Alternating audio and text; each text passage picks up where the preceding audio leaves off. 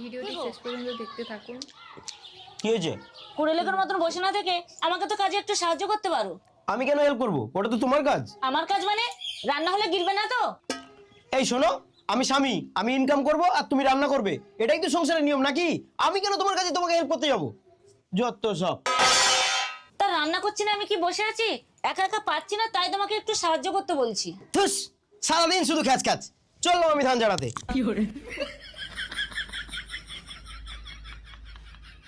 এইভাবে কি ভালো লাগে? একটু কথা শুনে না।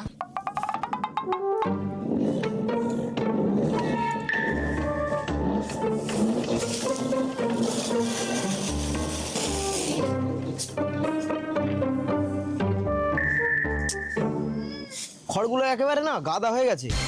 বউ, বউ,